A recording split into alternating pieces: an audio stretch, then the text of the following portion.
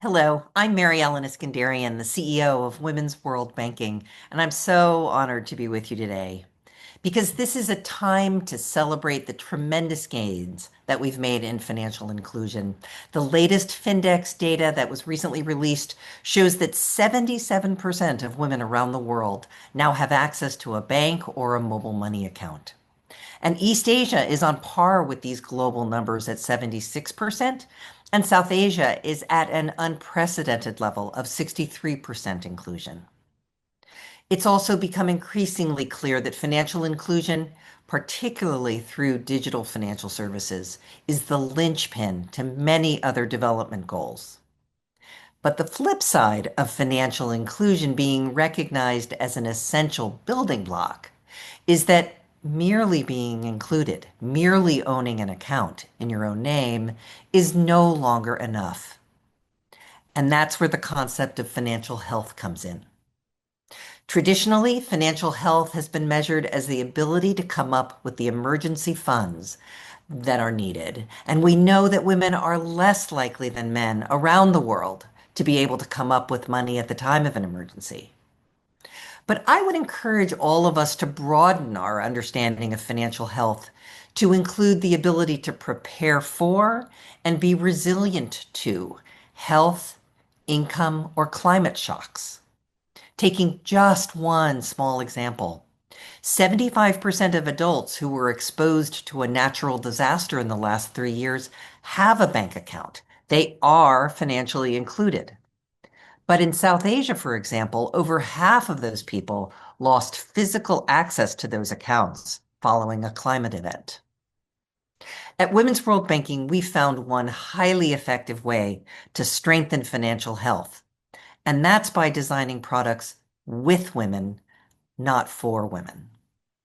The best way to explain what I mean is with an example. Women's World Banking worked with a large public sector bank in India to make important changes to the Jan Dhan No Frills bank account that was launched by the Indian government as part of its national financial inclusion strategy. While the initial demand for the accounts was strong, dormancies had risen quickly.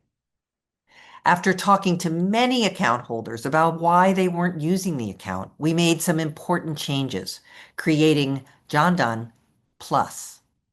If the customer saved a predetermined amount for 4 consecutive months, they became eligible for an emergency line of credit that was equivalent to about $120. And we saw this product become a tool for financial health in rural Uttar Pradesh after devastating floods struck the region.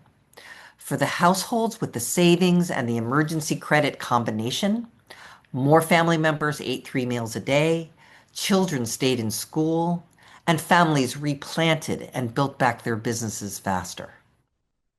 We've rolled this same product out to other public sector banks and regional rural banks in India and have now reached 48 million women with this product. But equally exciting is that we've also reached 36 million men, confirming something we've always known. When you design a financial product that takes women's needs and pain points into consideration, that product works for everyone. It's an exciting time in our community. We know more about what works and how we can harness technology than ever before. We know what policy interventions about collateral requirements or property rights are needed to provide access to credit.